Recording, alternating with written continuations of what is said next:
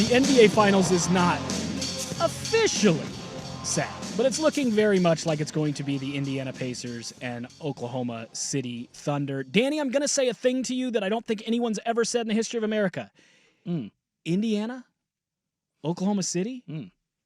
Sexy time? Yeah, no, it look, from I am a basketball sicko, and this is basketball sexiness. I love everything about that potential matchup. Well, we'll talk about Minnesota and OKC here in a little bit, with Minnesota hoping to send this thing to at least one more game and get one more opportunity to play back home. But it's very much looking like with 2-3-1 leads that OKC and Indiana are going to be facing off. And this should be, and this is like, I don't want to get into the whole ratings thing, and it's all very dumb because the NBA is never going to compete with the NFL. It's just not. And by the way, that's the ugly. When you tease the good, the bad, and the ugly is either going to be ESPN's packaging of this, because let's face it, they haven't set themselves up recently to talk high-level basketball. And that's what this finals is going to give us. Two unique point guards with insanely high IQs, an elite defensive team in OKC, an Indiana team that somehow manages to play at supersonic levels, no pun intended with OKC, sorry for those folks, but also limit turnovers. Those two things tend to not go hand in hand unless you've got a generational talent. There's some incredible stuff. I don't think ESPN is prepared with their talking heads, other than Tim Legler, to talk about the level of basketball that we're going to see. It's going to be like, who's the next face of the league? Is it Halliburton? No. Does he have enough aura? We're going to get that. The ugly is going to be TV ratings, and the good is going to be me turning on the simulcast with Legler and listening to them actually break down what could be, from a basketball standpoint, a styles make fights standpoint, one of the more intriguing finals we've seen in a long time. You have the capacity to have these teams that are built so differently, in that you look at Indiana, there's no top draft picks over there. It's guy Pascal Siakam was a project. Neesmith was a guy that Boston was like, hey, he's just not going to do it. Nembhard is a guy, like, in my draft evaluation, I thought Nembhard was going to be a guy that fought to stay in the NBA. A lot of people did. Yeah, a lot of people thought that. Yeah, and that's the thing is, like, you have to give Kevin Pritchard and Chad Buchanan just so much credit for, like, the moves they like. Trading Domantas Sabonis is not an easy task. You're in Indiana, where in ownership, they've never, like, the Pacers have never had a number 1 overall pick because they never bought him out. They're very similar to what the Trailblazers' history has been. Yeah, they are the Eastern Conference Portland. They're always good. Like, they're just like, they've had opportunities to be in the finals, and they have the best built-in business plan ever, being in the Eastern Conference of the NBA. Like, you can do that because in the West, okay and good enough will get you 8th. Oh, there's no doubt. The Eastern Conference is a shortcut to not just functionality, but big good potential championship. Yeah, like, you have a path to an NBA Finals. If you're in the Eastern Conference, like, you take the Celtics away, all of a sudden, we're like, whoa, this is wide open. It's like, that doesn't even account for Cleveland. That doesn't account for Milwaukee, if Dame doesn't get hurt.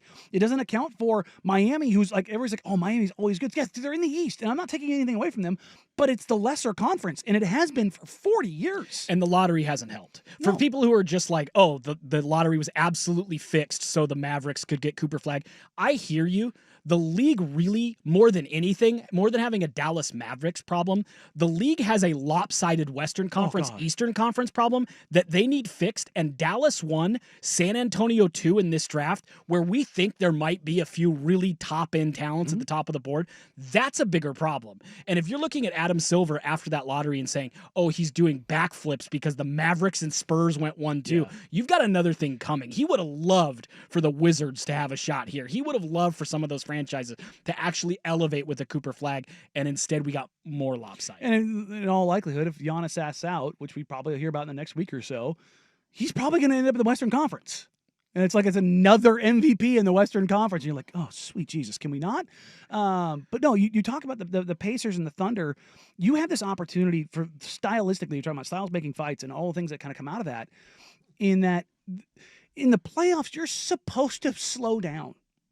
And it's supposed to be harder, and it's supposed to be more difficult. And, like, you're going to make mistakes that are just going to haunt you. And it's like, I want to emphasize what Tyrese Halliburton did last night was absolutely bat-ass crazy. Oh, off the charts. Like to have that pace. That's the thing, to play at that speed, at that pace, the things that they do to have that many assists. Yes, his teammates have to contribute, but like his ability to put a defense under pressure at all times throughout all 4 quarters and do not like. I was looking at this last night. Let me pull it up now that it's updated today. So you take a look at in the playoffs where guys stand in just raw totals, right? When you talk about assists and turnovers. And as of today, Tyrese Halliburton has now played 14 games. 14 games in the playoffs. He is averaging just under 10 assists. He has 137 total assists. That is 23 more assists than 25 more assists. I was doing this last night before it went final. Than second place? No, than Jokic in third place, and 23 more assists than Brunson. Brunson has 2 more games played. He also has 20 more turnovers.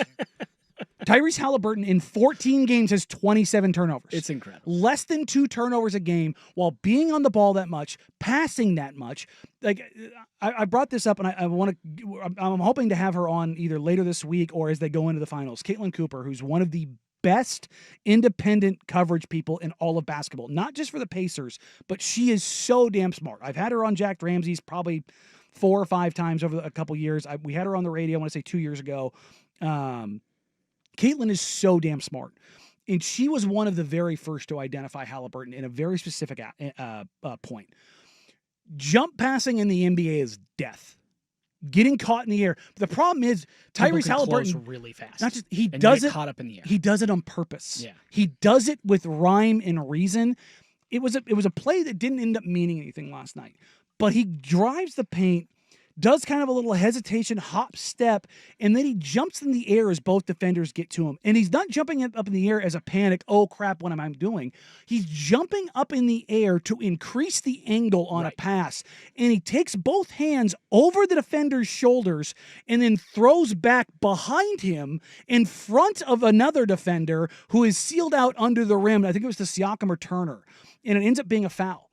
But I'm just sitting there watching the play and going, that's an insane pass. Like, nobody else in the NBA is making that pass, and he did it on purpose. And what's incredible to me, because all of what you said is true. On the flip side, we have, by the way, checks notes, the reigning MVP. Yeah.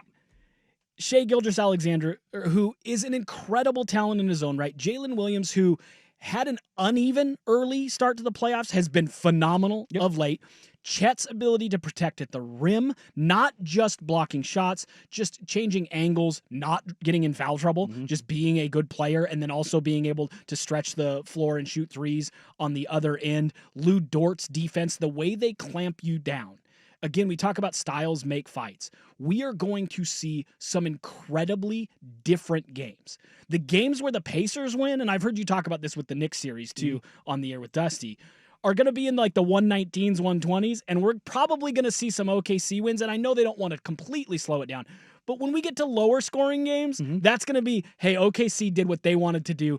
Lou Dort clamped down Halliburton, and that's going to be fascinating because if Hallie has one of these types of games against OKC, and not that the Knicks aren't great, because the Knicks are. No. But if Halliburton has one of those type of games against this OKC perimeter defense, it will go down in history as one of the greatest performances in the history of basketball, regardless of position. You have 30-15-10 game with no turnovers in the finals against that OKC defense, brother, that's all time. And that's the thing, is like, that's the thing I'm looking forward to. Like, because everybody's picking OKC, and they rightfully should because of their resume and what they've done through the regular season. I think it's going to be OKC in 6. But if the Pacers can somehow pull this off, I think it puts the NBA in a really interesting space. Yeah, they have to get there first. No, they do. And we've got OKC Minnesota tonight.